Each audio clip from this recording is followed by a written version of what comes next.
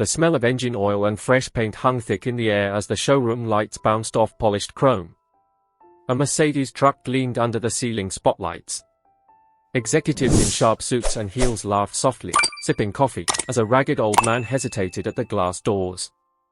His beard was long and white, his cap frayed, and his shirt stained with the marks of many long days on the road. He looked like a stranger in a world of luxury. But this moment, this quiet entrance, would change everything.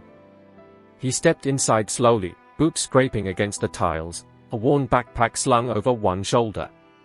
Mechanics glanced up briefly. 3 women by the front desk exchanged puzzled looks.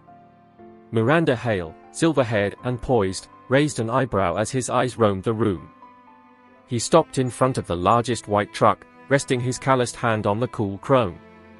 "She's a beauty," he whispered softly, as if greeting an old friend. Then, louder, with a gravelly authority that carried across the showroom, "I'll take 5 of these." The words hung absurdly in the air. Julia, young and new, stifled a laugh. The others couldn't hide theirs. Miranda's smirk was cautious. "Sir," she said, voice professional but tinged with disbelief, "these aren't bicycles. Each one costs more than most people earn in a lifetime." He remained calm. "I know. And I'll take 5. The room fell silent. Miranda tilted her head. "Perhaps you're in the wrong place. There's a used vehicle lot down the street." A faint smile touched his lips. "I'm in the right place," he said. "But maybe you're seeing the wrong man." He wandered to the coffee corner, pouring himself a small paper cup of water. No one noticed the steadiness of his hands, hands that once steered convoys through desert wars, built engines from scraps, and carried his only son's coffin down a muddy road. His name was Harold Brinley, engineer, soldier, husband. Life had taken everything. His wife, Clara, had passed in a hospital he couldn't afford. His company had been swallowed by corporate sharks. In a year, Harold went from respected man to sleeping in his old workshop, using his backpack as a pillow. Yet he never quit. For 5 years, he saved every cent, repaired broken trucks on the roadside, slept in abandoned garages, and quietly built a dream others dismissed. A transport company for those who'd lost everything, veterans, single mothers, the homeless. He called it Second Route Logistics. Today, it would be born. Miranda returned to her paperwork. When she looked up, Harold stood by the desk, holding a small stack of documents. "Here's my purchase order," he said, handing it over steadily. The papers were real. Properly stamped. Signatures in place. Julia read aloud, "Second Route Logistics Incorporated." Miranda frowned. "Who authorized this?" Her eyes widened as she recognized the signature, the regional head of Mercedes Commercial Partnerships himself, someone who only approved orders for exceptional clients. Harold smiled tiredly. "He was my student once," he said. "Back when I taught mechanical logistics.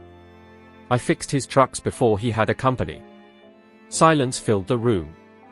Laughter felt heavy now. Julia lowered her gaze. Serena stepped forward quietly. "Mr. Brinley, I'm sorry for..." He raised a gentle hand. "No need. You only did what the world teaches, see with eyes, not heart." The next hour passed in a blur. Papers verified. Calls made. Everything checked out. Harold wasn't delusional. He wasn't buying trucks to boast. He was building a future. Later, as the light softened and the showroom emptied, Harold walked toward the delivery bay. Miranda followed silently. "You know," she said after a long pause, "I judged you the moment you walked in. Your clothes, your hands, your bag. I thought you were just another old man with dreams too big for reality." Harold smiled. Dreams don't shrink because people stop believing. They wait for the right hands to build them. He glanced at the gleaming trucks. "These machines will feed families. They'll carry hope from town to town. That's worth more than pride." For the first time in years, Miranda's eyes softened. "It is," she whispered. The trucks rolled out the next morning, driven by men and women who had slept in shelters just days before. The town watched, astonished, as hope moved on wheels. A week later, the showroom received a handwritten note. "Thank you for the laughter. It reminded me how far I've come." Perhaps kindness doesn't start with believing in others, but giving them a chance to prove you wrong. If this story touched your heart, share it with someone. Compassion can change the world. And in the comments, tell us, would you have laughed, or listened a little closer? Sometimes extraordinary souls walk in wearing torn clothes and leave lessons brighter than chrome.